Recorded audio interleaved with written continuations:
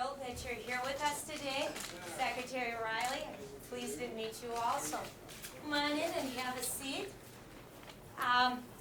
We were just talking when you came in on what the purpose of this experiment was that we're doing. About 4 days ago, we started working, before we knew you were coming, on these air cars. And in the very beginning, I think many of us didn't think it was going to work. Did anyone think these would work? When I told you we were going to make a car out of what? Ryan, what did we make these out of? We made them out of note cards, 2 note cards, straw, 3 paper clips, a butterfly clip, 2 rubber bands, some tape, and 1 medium-sized sheet of paper. Okay, and here's an example. And just using those simple supplies, we could get our cars to move. And by doing this project, getting these cars to move, what were some of the things that we learned? What did we get out of this? Mike? That accuracy was very important. Very good. Why is accuracy important whenever you do anything, not even just science experiments? Ryan? So the product comes out the way you want it, like you don't want this wheel alignment. Okay, what do you mean by wheel alignment? Who can help him out a little bit here? Jackie, what do you mean by we don't want to mess up the wheel alignment? Well, if you have a flat edge on your wheel, that might not make the car go as fast as you plan. Okay, very good. It might not make the car go very fast. In fact, if we have a flat edge, okay, that's going to increase its what? Eric? It's friction. Right, it's part of friction, but it's also part of its inertia. It tends to stay at rest, and it's going to have more friction if it's got a flat surface as opposed to if it has a round surface.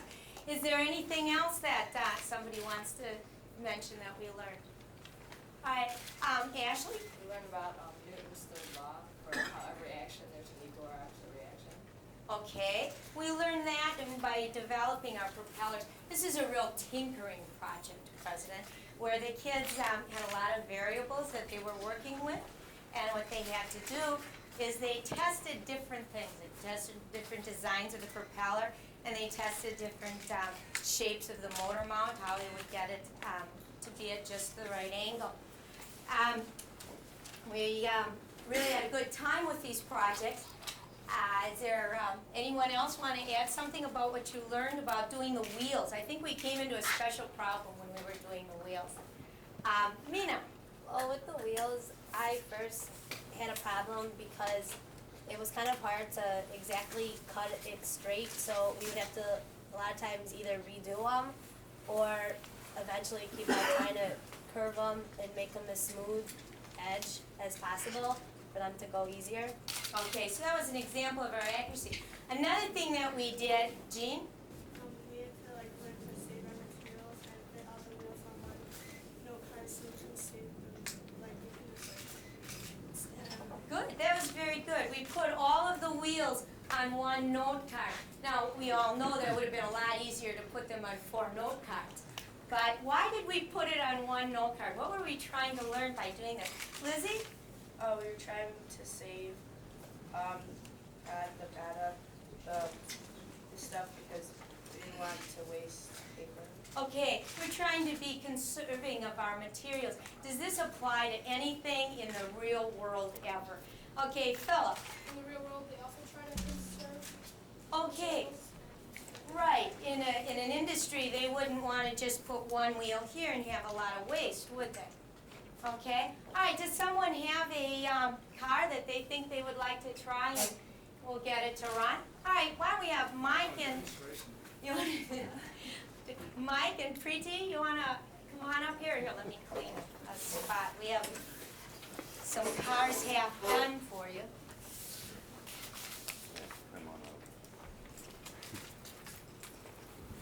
Hi, this is Mike. Oh, here's an example of a wheel, and we had to set up the motor mount. President, would you and Secretary like to go about halfway down this?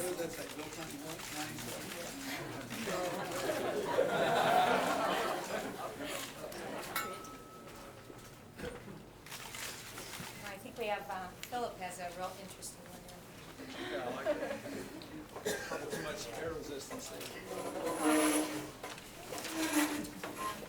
Alright, what we're doing is, what are you doing, Mike? You're winding the I'm winding propeller. the propeller clockwise so that when it spins, it forces air backwards and makes the car go forward. Alright, is clockwise the determining factor there? The or- way my car, I have to twist my car, it's clockwise. Okay, and My propeller. what about, do you know what about your propeller makes it clockwise? Because what does it have to do? Do you want a flat edge or a rounded edge starting off? You want to round it so that when it goes towards the air, it pushes it away and makes the car go forward. Okay.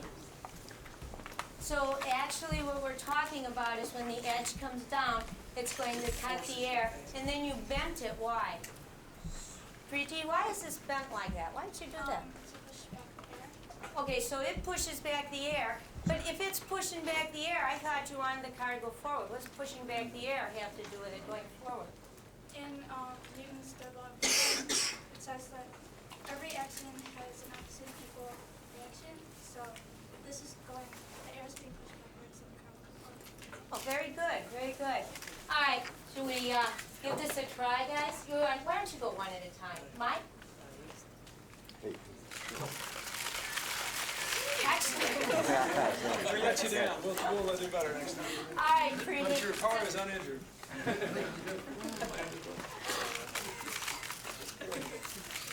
That was very good. What, class, what do you think was the problem here? What was, when we were working on the cars, what do you think caused that to go over to President Clinton, other than the fact that, Lizzie? Maybe the wheels were slanted a little. Okay, wheels could have been slanted. Other ideas? Ashley? Propeller might not have been long enough. All right. If the propeller isn't wound enough, do you think, that possibly could have caused it to go that way? Ryan? The wheel alignment, the wheels were on 90-degree angles. So. Oh, very good. Maybe we had a little bit of trouble when we were lining up the wheels with the tube of the car. Wasn't it 90 degree? Since this is done with just tape, it's real easy for it to change, isn't it, Preeti? Okay. You want to get seated again? And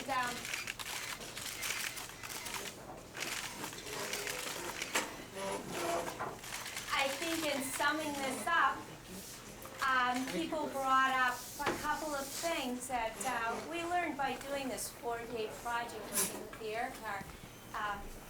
Student want to tell me something they got out of this? Jackie? I learned how to measure correctly and to follow directions. Okay, and accuracy is very, very important. All right, Eric? I learned how to effectively use materials and conserve much material so I didn't have to use a lot. Very good, very good. Phil? I learned a couple of Newton's laws. Okay. Motion. All right, we talked about such things as friction, and what did we decide? Some students in the beginning wanted to put graphite on their wheels so that there would be no friction and it would go real quickly. And what happens when there's no friction? Cleo? It doesn't have the friction enough to move. All right, it can't even take off then. All right, Lizzie. Also, the mass, if it's heavier, it won't move as fast because it's being weighed down. So if you have a lot of tape or if you use markers, the water will weigh it down.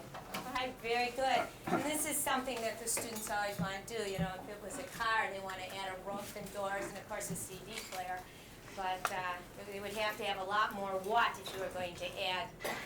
Phil? A lot more strength in the rim to push more air out. All right. And So we'd have to increase the amount of force that we're using to keep the same acceleration. President Clinton, would you like to add a few words? I was just thinking if I had a class like this when I was their age, I might have gotten to a different line of work. Thank you. This is fascinating. Thank you very much. I'm glad you learned about Newton's laws doing this, and I'm glad you learned how to do this. Well, we have. Sorry, something. You should know too. One of you made the point about conservation of materials. Interestingly enough, in many manufacturing enterprises today, that's one of the major sources of adding productivity and profitability to the enterprise, as well as being environmentally responsible, just learning how to continue to get more and more and more output out of fewer and fewer raw materials. And that applies not only to stable materials like that, but also to energy inputs. So a big part of what technology and learning is doing to all kinds of production is allowing people to produce more output of products and services with fewer material inputs. It's very interesting, so I'm glad you did it. Let me say something too. We're here looking at standards, and if you're going to have high standards in schooling, it's important to have certain things. One, that students have to be willing to take tough courses, core subjects like math and science and physics as you grow up. And teachers have to be prepared to teach to high standards, how to get beyond just the surface of information, but really why things work and how they work, and all the laws of physics and so forth that you're into here. And then communities have to support that, but one of the most important things is to have engaging classwork. You know, and the textbook and the lecture and all is fine, but to really have students remember what they learned, this idea of having something to touch and something to do and to get engaged yourself in. And that's what I see taking place here, and it makes me very It's fun, isn't it? See, you got your flags on this. Is this a Korean-American vehicle? That's good. I think we have another student that would like to. Do you have time to see Sure. one more? Mike, you want to try yours? Yeah. When we do these cars, we often, not in a critical manner, but in a constructive manner, we discuss how we can improve all of the cars, because everything can be improved. He's now winding it up. Wait, oh, you have USA written on the wheels. Very good.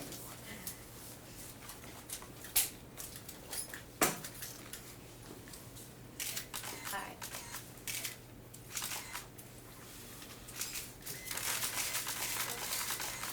Oh, very good, Mike. Good catch.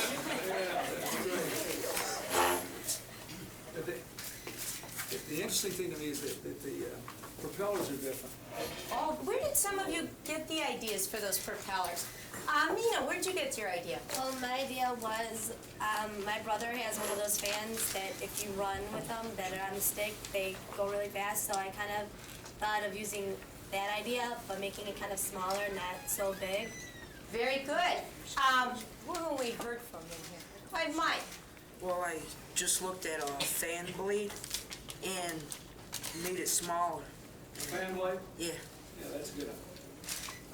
Also from an airplane, like a commuter plane. Those are some examples of a propeller. Okay, Philip. I kind of put the idea of the bent shape of the boat propeller. Okay, from propellers again. All right. We all of them really worked pretty good when we just took the look at the basic principle of pushing back the air to get the car to move forward. So. Wasn't it Apollo 13 where the astronauts were up in space and they had only certain equipment and they had to put together, just like these students had certain things and they had to make a car? I was thinking about that. That's excellent. That's excellent, Secretary Wright. I think most of you have seen that movie Apollo 13 where they ended up saving their lives because they could use and they had their imagination, they could work with what they had on board. That's very good. And they had to, remember, they had to enter the Earth's atmosphere at a particular angle. Right, right. And if they did it too sharp, they would burn up. And if they came in too flat, they would bounce off the atmosphere and be lost in space. They had to do it just right. Right. Talk about accuracy. Yeah. So you're learning to thread needles too. Yeah. This is great. Well, we had a lot of fun doing it, and we were so glad you had a chance to stop in and I loved observe it. our classroom. Plus, you students have a good teacher. You're aware of that.